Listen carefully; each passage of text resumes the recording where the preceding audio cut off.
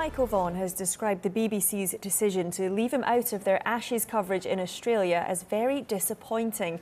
The former England captain was accused of making racist remarks towards a group of South Asian players back in 2009. Well, our reporter Rob Jones is at Edgbaston for us. Rob, Vaughan has always denied making the racist slurs, so what has he said today? Good afternoon to you, Joe. Yeah, he has always denied them. In fact, he's categorically denied them and actually accused Azeem Rafiq of trying to trash his reputation when Rafiq made claims about comments he made before a T20 match in 2009, which was backed up by Adil Rashid and Rana Naveed. But Vaughan has always said, I didn't make those comments. But today we have learned that he will not be involved in the BBC's coverage of this winter's Ashes, and Vaughan himself has released a statement saying very disappointed not to be commentating for TMS on the Ashes and will miss working with great colleagues and friends, but looking forward to being behind the mic for Fox Cricket in Australia.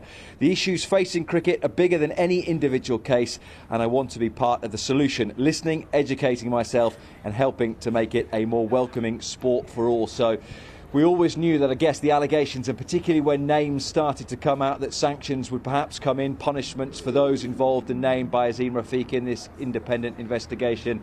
An early one here for Michael Vaughan. We wait to see what will become of the likes of Andrew Gale and Gary Ballance and Martin Moxon, still all employed by Yorkshire County Cricket Club, what their future might have in store for them. And players in cricket are continuing to come forward to report incidents of racism during their career. And another Essex player has been speaking about his experience today, hasn't he, Rob?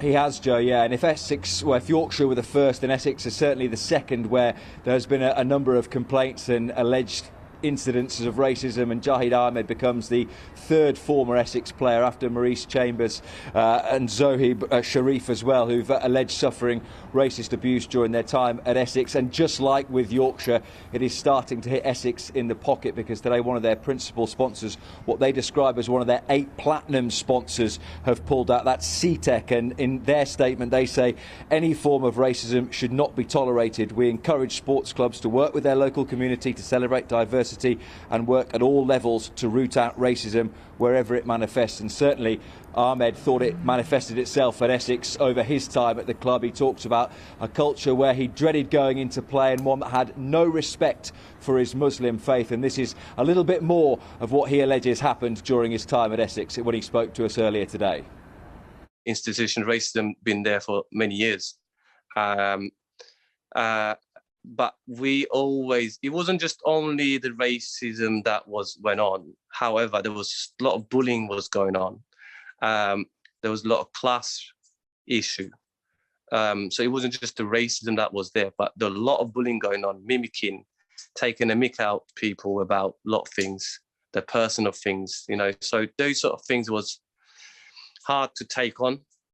Sometimes, like I think I mentioned in my statement, it felt like I was in a school getting bullied by a school bully, and you try to sort of avoid that bully, not to get picked on.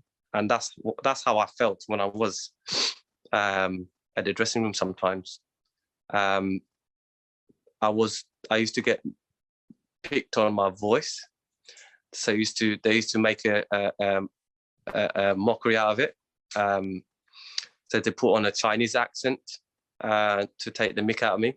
Because of my voice, and that's what they used to do, to bully always bullied you, and that continued until I was there until 2009.